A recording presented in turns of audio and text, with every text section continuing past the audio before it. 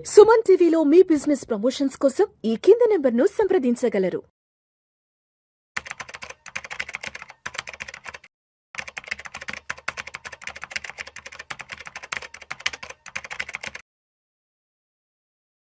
నమస్తే, welcome to Vishnu talks. నేను విష్ణు, ప్రస్తుతంతో పాటు senior stock market analyst Ramachandramurthy గారు ఉన్నారు. సార్తో మాట్లాడదాం. రామచంద్రమూర్తి గారు నమస్తే సార్. నమస్తే అండి విష్ణు గారు. ముందుగా మీకు దీపావళి పర్వదిన శుభాకాంక్షలు ఇన్ అడ్వాన్స్. థ్యాంక్ యూ అండి, థ్యాంక్ యూ. సో ఇప్పుడు దీపావళి అంటే సాధారణంగా మన ఇంట్లో జనరల్గా ఎలా ఉంటుందంటే స్వీట్స్ తయారు చేసుకోవడము, లక్ష్మీ పూజ చేసుకోవడము, పెద్దవాళ్ళ నుంచి బ్లెస్సింగ్స్ తీసుకోవడము, ఫ్రెండ్స్తో సరదాగా అలా బయటకు వెళ్ళి బంధువులందరితో సరదాగా బయటకు వెళ్ళి గడపడము, సాయంత్రంగా క్రాకర్స్ కాల్చుకోవడం, ఇది జనరల్గా. బట్ స్టాక్ మార్కెట్లో ఉన్న ట్రేడర్స్కి, ఇన్వెస్టర్స్కి మరొక ముఖ్యమైన ఈవెంట్ ఉంటుంది దీపావళి రోజున. అదే ముహూర్త ట్రేడింగ్. సో ఏంటి అసలు ఈ ముహూర్త ట్రేడింగ్ అంటే ఏంటి? ఈ ముహూర్త ట్రేడింగ్ కాన్సెప్ట్ని ఎందుకు తీసుకొచ్చారు, ఎలా తీసుకొచ్చారు? ఈ ముహూర్త ట్రేడింగ్ రోజున మార్కెట్లు ఎలా పనిచేస్తాయి ఏంటనేది ఒక్కసారి మన ఆడియన్స్తో షేర్ చేసుకోగలం. డెఫినెట్గా అండి. యాక్చువల్గా మనమందరం కూడా, మన ఆంధ్ర వాళ్ళందరం కూడా ఏం చేస్తామంటే, ఇప్పుడు ఈ దసరా రోజున ఆయుధ పూజ అని చేస్తాం. ఆయుధ పూజ అంటే ఏంటంటే మెయిన్ మనం ఏదైతే సంపాదిస్తున్న వృత్తి, ఆ వృత్తి దైవంలాగా భావించి దానికోసమని ఒక రోజు మనం స్పెండ్ చేస్తాం. అలాగే స్టాక్ మార్కెట్లో కూడా మనం అంటే ఆంధ్ర సైడ్, తెలంగాణ, ఆంధ్ర సైడ్ అంతా రెండు తెలుగు రాష్ట్రాల్లో మనకి ఇప్పటిదాకా ఏంటంటే ట్రేడింగ్ లేకపోతే ఇన్వెస్ట్మెంట్ ఒక రకమే. కానీ నార్త్ సైడ్ ఏంటంటే స్టాక్ మార్కెట్ అనేది వాళ్ళకి రెగ్యులర్గా ఒక ప్రొఫెషన్, అది ఒక ప్రొఫెషన్ కాబట్టి వాళ్ళు అంత ప్రాముఖ్యత ఇస్తారు దానికి. మనం ఇప్పుడు మామూలుగా ఒక ఏ షాప్ వాళ్ళైనా మనకి ఏంటంటే కొత్త సంవత్సరం ఉగాదితో స్టార్ట్ అవుతుంది. మన తెలుగు వాళ్ళకి ఉగాది ఏప్రిల్లో. ఆ రోజు వ్యాపారస్తులు కానీ, ఉద్యోగస్తులు కానీ అందరూ కూడా కొత్త బుక్స్ పెట్టుకోవటం, రాసుకోవటం, ఎక్కువ వ్యాపారస్తులు అందరూ కూడా రాసుకుంటారు కొత్త ఖాతా పుస్తకాలు. అలాగే మన అందరం కూడా జాతకాలు చూసుకోవటం ఎలా ఉంటుంది, ఏంటి పంచాంగం, ఇదంతా మనం ఎలా చూసుకుంటామో, ఇటు నార్త్ సైడ్ వాళ్ళకి ఈ దీపావళి అనేది కొత్త సంవత్సరం వాళ్ళకి. సో అది ఈసారి విక్రమనామ సంవత్సరం వాళ్ళకి, సంసద్ అంటాం వాళ్ళని. సో కాబట్టి వాళ్ళు ఆ రోజు ఏంటంటే స్టాక్ మార్కెట్ లో అవ్వచ్చు, లేకపోతే వ్యాపారంలో అవ్వచ్చు, వాళ్ళు కొత్తగా బుక్స్ అవన్నీ పెట్టుకొని రాసుకుంటారు. అంటే వాళ్ళ పాయింట్ ఆఫ్ వ్యూలో ఏంటంటే వాళ్ళ కొత్త సంవత్సరం మనం ఉగాదికి ఎంత వాల్యూ ఇస్తామో, వాళ్ళు దీపావళి నాడు లక్ష్మీ పూజ చేసుకొని దీనికి అంత వాల్యూ ఇస్తారు. కాకపోతే ఇప్పుడు నిజంగా మేము ఇంత ఎక్స్పీరియన్స్ లో అబ్జర్వ్ చేసింది ఏంటంటే, ఆ ముహూర్త ట్రేడింగ్ లో మనం కూడా అంత డివోషనల్ గా ఒక సిస్టమేటిక్ గా ఈ స్టాక్ మార్కెట్ ని మనం ఫీల్ అయ్యి ఇన్వెస్ట్ చేసిన వాళ్ళందరికీ కూడా ఒక రకమైన ఒక తెలియని పాజిటివ్నెస్ వస్తూ ఉంటుంది. మార్కెట్లో మనకి మంచి గ్రోత్ బెనిఫిట్ అది కనపడుతుంది. సో కాబట్టి ఏంటంటే ఈ ముహూర్త ట్రేడింగ్ ని, ఎందుకంటే ఆస్పిషియస్ డే అనమాట ఆ రోజు, దీపావళి నాడు లక్ష్మీదేవి మనకి గాడెస్ ఆఫ్ వెల్త్, సిరి సంపదలకు అమ్మవారు. కాబట్టి మనం ఆ వాల్యూ కనుక ఇచ్చి మంచి క్వాలిటీ స్టాక్స్ ని ఐడెంటిఫై చేసి ఆ రోజు కనుక మనం కూడా కొంత అమౌంట్ ఇన్వెస్ట్ చేస్తే మనం పర్ఫెక్ట్ గా వచ్చే అవకాశాలు కనపడతాయి. ఎందుకంటే ఇది ఎప్పటి నుంచి వచ్చిందంటే బిఎస్సిలో వచ్చి 1957 లో స్టార్ట్ అయింది. ఓకే, 1957 నుంచి స్టార్ట్ అయింది. అలాగే ఎన్ఎస్సిలో వచ్చి 1991 లో స్టార్ట్ అయింది. ముహూర్త ట్రేడ్ ఆ రోజు ఒక 1 hour వాల్యూ ఉంటుంది. యాక్చువల్గా హాలిడే అనమాట, కానీ స్పెషల్ గా ఓపెన్ చేసి 1 hour ట్రేడ్ జరుగుతుంది. సో దానికి ఎందుకంటే అంత ఆస్పిషియస్ డే అని ఉంది. యాక్చువల్గా ఏంటంటే స్టాక్ మార్కెట్ అయితే సెంటిమెంట్ ఫాలో అవుతుంది, కానీ స్టాక్ మార్కెట్ పీపుల్ కి సెంటిమెంట్ ఫాలో అవుతుంది. అవునవును. ఆ రోజు ప్లస్ అవ్వచ్చు, మైనస్ అవ్వచ్చు. చాలా మంది ఏంటంటే ఆ రోజే ప్రాఫిట్ తీయాలి అని ఒక ఫీలింగ్ లో ఉంటారు. అది కాదు ఇంపార్టెంట్. ముహూర్త ట్రేడింగ్ అంటే ఏంటంటే ఒక డివోషనల్ భావంతో ఈ స్టాక్ మార్కెట్ లో కూడా నాకు ప్రాఫిట్ రావాలనే దైవాన్ని తలుచుకుంటూ ఒక మంచి క్వాలిటీ స్టాక్స్ కొనుక్కోవటం, మన సంస్కృతి సాంప్రదాయాలను గౌరవించుకుంటూ ముందుకెళ్ళటమే. అయితే నేను ఇంకా ఆ రోజు ఇంకా ఏం చేస్తాను అంటే, ఈ గతంలో చేసిన మిస్టేక్స్ ఏమున్నాయి, ఆ లాస్ట్ ఇయర్ లెడ్జర్ ఏంటి, సో లాస్ట్ ఇయర్ అసలు ప్రాఫిట్ లాస్ ఎలా ఉంది లెడ్జర్ ఏంటి. మనం యాక్చువల్గా మార్చ్ 31 ఫైనాన్షియల్ ఇయర్ మనకు క్లోజ్ అవుతుంది. కానీ ఇక్కడ ఏంటంటే అసలు ఆ ఇయర్ ఏం చేసాం, మిస్టేక్స్ ఏం చేసాం, లేకపోతే ఇంప్రూవ్మెంట్స్ ఏం చేసాం, హైలైట్స్ ఏం చేసాం, సో అచీవ్మెంట్స్ లేకపోతే డిసచీవ్మెంట్స్ వాటిని ఎలా కవర్ చేసుకోవాలి. మేమే కాదు, మ్యూచువల్ ఫండ్స్ వాళ్ళందరూ కూడా ఆ ముందు వారం రోజుల ముందే స్టాక్స్ కొనుక్కోండి అని చెప్పేసి కూడా కొంత అమౌంట్ వాళ్ళు ఫండ్ చేస్తారు. వాళ్ళు కూడా ఏంటంటే ఒక రిస్ట్రాస్పెక్ట్ చేసుకొని అసలు ఏం జరుగుతుంది, నెక్స్ట్ ఎలా ఉంటుంది, రావాలి, ఏమేమి హర్డిల్స్ వచ్చాయి. ఆ తర్వాత దీపావళి నెక్స్ట్ డే హాలిడే ఉంటుంది. సో ఈ ముహూర్తం ట్రేడింగ్ తర్వాత రోజు ఎటు హాలిడే ఉంటుంది. ఈ 2 రోజులు ఏంటంటే అసలు ఏం జరుగుతుంది, నెక్స్ట్ ఏ రకంగా వెళ్ళొచ్చు, సో ఇన్వెస్ట్మెంట్ ప్యాటర్న్ ఎలా చేయొచ్చు, ఇవన్నీ కూడా ఒకసారి ఆలోచించుకొని దీని మీద ఒక నెక్స్ట్ స్టెప్స్ వేసుకోవడానికి మంచి టైం అది. అంటే ఇప్పుడు అసలు అంటే ముహూర్త ట్రేడింగ్ కి మనం ఎలా సిద్ధం అవ్వాలి, ఎందుకంటే చాలా మందికి ఐడియా ఉండదు కాబట్టి ఆ రోజు హడావుడి పడిపోతారు. అవునండి.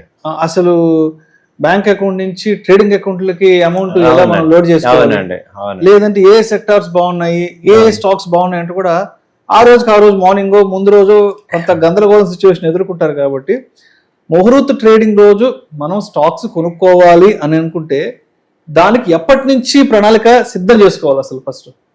డెఫినెట్గా అండి, ఇది ఇంపార్టెంట్. చాలా మంది ఏంటంటే ఇప్పుడు ఈ వీడియోలు చూసి గబక్కన ఓకే ఆ రోజు కొనేద్దామని హడావుడి చేసుకుంటారు. కాబట్టి ముందే మీరు మనం ఈ వీడియో ఇస్తున్నాం కాబట్టి మీరు ముందే ఒక 2-3 రోజులు ముందే ప్రిపేర్ అవ్వండి. సో ఫండ్ యాడ్ చేసుకోండి. సో అలాగే ఆ రోజు ఏ స్టాక్ కొనాలి, ఏ కంపెనీస్ బాగున్నాయి, నా సజెషన్ ఏంటంటే టాప్ 200 ఫ్రంట్ లైన్ స్టాక్స్ లో కొనుక్కోవటం కొంచెం అడ్వాంటేజ్. సో ఇప్పుడు అది ఫ్రంట్ లైన్ స్టాక్స్ మంచి సెక్టర్స్ చూసుకొని వాటిల్లో ఇన్వెస్ట్ చేసుకోండి. అలాగే మీరు కొంత అమౌంట్ ఏంటంటే ముహూర్త ట్రేడ్ నాడు కొంతమంది ఫ్రెష్గా వచ్చేవాళ్ళు ఈ మ్యూచువల్ ఫండ్స్ లో ఇన్వెస్ట్ చేద్దాం అనుకునే వాళ్ళకి ఒక 1 year పాటు మ్యూచువల్ ఫండ్ లో ఇన్వెస్ట్ చేద్దామని కూడా ప్లాన్ చేసుకోవచ్చు. సో అలాంటివి కూడా ఈ ముహూర్త, అలాగే గోల్డ్ కొనుక్కోవచ్చు. ఆ రోజు ఓన్లీ స్టాక్స్ అక్కడ మీకు కొన్ని సెంటిమెంట్స్ ఉన్నాయి, గోల్డ్ కానీ సిల్వర్ కానీ లేకపోతే స్టాక్స్ కానీ మ్యూచువల్ ఫండ్స్, ఇలా ముందే ఒక 2-3 రోజులు ముందే ఏది కొనాలి దాని మీద క్లారిటీగా ఉండండి. అలాగే ఫండ్ ముందే 2 రోజులు ముందే డబ్బులు యాడ్ చేసుకోండి, ఎందుకంటే ఆ రోజు బ్యాంక్స్ వర్క్ చేయవు. సో ఒక్కోసారి ఎగ్జాక్ట్లీ ఆ రోజు బ్యాంకులు హాలిడే ఉంటాయి కాబట్టి ముందే మనం వారం 10 రోజుల ముందు అట్లీస్ట్ ఒక 3-4 days ముందు మన బ్యాంక్ అకౌంట్ నుంచి డిమాట్ అకౌంట్ లకి అమౌంట్ అయితే లోడ్ చేసుకోండి. చేసుకొని ఆ ముందు రోజు టెంప్ట్ అవ్వకుండా ముహూర్తం రోజు ఇప్పుడు టైమింగ్స్ కూడా మార్చారు. అంతకుముందు ఈవినింగ్ ఉండేది, ఇప్పుడు ఏంటంటే 1:15 మధ్యాహ్నానికి తీసుకొచ్చారు. 1:15 నుంచి 1:30 వరకు pre opening session.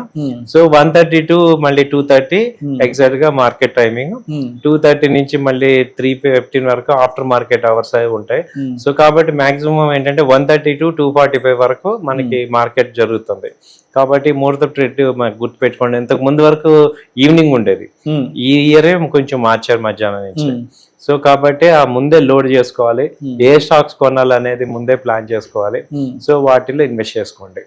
So Ramachandramurthy గారు, ఇప్పుడు దీపావళి రోజు మధ్యాహ్నం, ఈసారి ఫస్ట్ టైం మధ్యాహ్నం తీసుకొచ్చారు కాబట్టి ఆ మధ్యాహ్నం 1 hour సెషన్ కి సంబంధించిన షెడ్యూల్ ఒకసారి కొంచెం డీటెయిల్ గా చెప్పండి సార్. డెఫినెట్ గా సార్, ఇదేంటంటే ప్రీ ఓపెన్ స్టార్ట్ అయ్యేది 1:30 PM నుంచి 1:45 PM వరకు pre open. Same black deal వచ్చి బ్లాక్ డీల్ సెషన్ వచ్చి 1:15 PM నుంచి 1:30 PM వరకు బ్లాక్ డీల్. తర్వాత నార్మల్ మార్కెట్ వచ్చి 1:45 నుంచి 2:45 వరకు 1 hour నార్మల్ మార్కెట్ ఉంటుంది.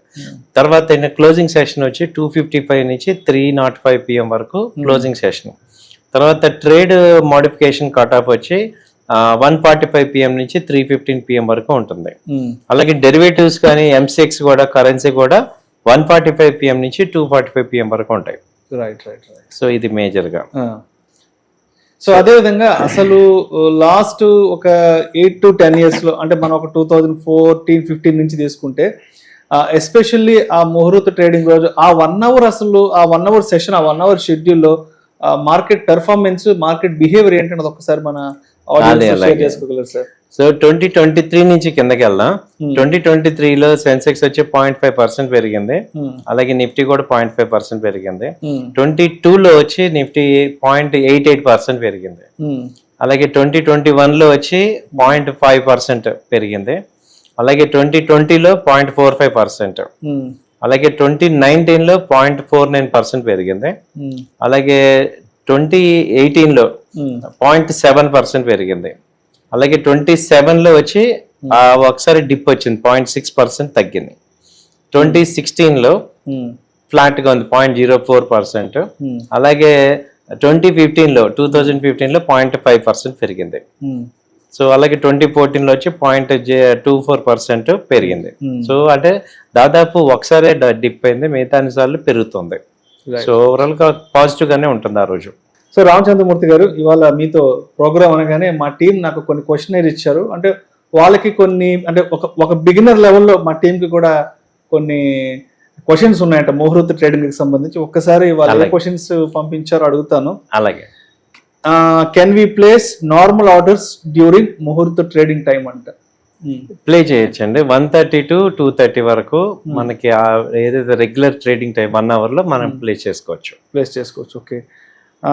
What are the benefits of muhurta ట్రేడింగ్? ఏంటి అసలు ముహూర్త ట్రేడింగ్ లో పార్టిసిపేట్ చేయడం వల్ల మనకేమన్నా బెనిఫిట్స్ ఉంటాయని అడుగుతున్నారు. యాక్చువల్గా ఏంటంటే సార్, అది నిజంగానే ఒక ఆస్పీషియస్ టైం. ఇప్పుడు మనం పెళ్లిళ్ళు ఇవన్నీ ఒక ముహూర్తంలో చేసుకుంటాం. మన ఇండియన్స్ అందరూ కూడా ఆ టైంకి వాల్యూ ఇస్తాం. కాబట్టి ఆ రోజు గనక త్రికరణ శుద్ధిగా మనం ఈ మార్కెట్లో బాగుండాలి అని మనం గనక మార్నింగ్ పూజ చేసుకొని ఎటు పూజ చేసుకుంటాం. కాబట్టి ఆ స్టాక్ మార్కెట్లో నిజంగా మంచిగా సంపాదించాలంటే మీ మైండ్ కూడా పాజిటివ్నెస్ వస్తుంది. అంటే ఈ రాంగ్ యాక్టివిటీస్ వెళ్ళి మనకి రైట్ యాక్టివిటీస్ రావాలి, రైట్ వేలో రావాలని నిజంగా మనం కోరుకొని కనుక ఇన్వెస్ట్ చేసుకుంటే అదొక పాజిటివ్ ఎనర్జీ అయితే డెవలప్ అవుతుంది. రైట్. ఇంకొక క్వశ్చన్ ఏంటంటే, can we trade in F&O during muhurta trading? So muhurta trading అప్పుడు మనం F&O చేసుకోవచ్చండి. F&O చేసుకోవచ్చు. And is it necessary to participate in muhurta trading? అంటే స్టాక్ మార్కెట్స్ లో ఉండే వాళ్ళు తప్పనిసరిగా మ్యాండేటరీగా ముహూర్త ట్రేడింగ్ లో పార్టిసిపేట్ చేయాలంటే కూడా ఒక క్వశ్చన్ అడుగుతుంది. గుడ్ క్వశ్చన్ అండి. మ్యాండేటరీ ఏమి లేదు. సో ఒక పాజిటివ్ అంటే మ్యాండేటరీ 100% నేను చేయాల్సిందే అని ఏమి లేదు. సో మామూలుగా మనకి ఉంటే చేసుకుంటాం. రైట్. అండ్ ఇంకో క్వశ్చన్ ఏంటంటే, what are the risks associated with the muhurta trading? అంటే ముహూర్త ట్రేడింగ్ అప్పుడు ఉన్న కొన్ని రిస్క్లు కూడా ఏముంటాయంటే, మీకు ముహూర్త ట్రేడింగ్ లో ఇంట్రాడేని అవాయిడ్ చేయండి. సో డెలివరీలోకే తీసుకోండి. ప్రాఫిట్ వస్తే ఓకే బుక్ చేసుకోండి, కానీ వాంటెడ్ గా ఏదో ఇంట్రాడేలోనే ప్రాఫిట్ సంపాదించాలని ర్యాండమ్ ట్రేడ్స్ చేయొద్దు, ఎందుకంటే లిమిట్స్ రావు. ఆ తర్వాత డెలివరీకి మళ్ళీ మీకు షిఫ్ట్ అవడానికి నెక్స్ట్ డే, ఆ రోజు ట్రేడింగ్ హాలిడే కాబట్టి యాక్చువల్గా ఇది హాలిడే 2 days తర్వాత డెలివరీకి వస్తుంది. కాబట్టి మార్జిన్స్ తీసుకోవద్దు. అలాగే F&O అడుగుతున్నప్పుడు F&Oలో చాలా 1 hour F&O అయితే అవాయిడ్ చేయటం ఉత్తమం, ఎందుకంటే టెక్నికల్స్ రావు. సో ఆ క్యారీ చేసేటట్టయితేనే చూసుకోవాలి. ఇంకో క్వశ్చన్ ఏంటంటే, are the trading rules and regulations different from Muhurat trading అంట? అంటే దీనికి రెగ్యులర్ ట్రేడింగ్ ఏమన్నా తేడా ఉంటుందా? ఏముండవండి. Same 1 hour trading, normal trading అలా జరుగుతుందా, ముహూర్త ట్రేడింగ్ కూడా అదే జరుగుతుంది. అండ్ ఇంకో క్వశ్చన్ వచ్చేసి, NRIs అనే వాళ్ళు ముహూర్త ట్రేడింగ్ లో పార్టిసిపేట్ చేయొచ్చా? చేయొచ్చండి. డెలివరీ తీసుకోవాలి, ఇంట్రాడే చేయకూడదు. డెలివరీ తీసుకోవాలి. రైట్.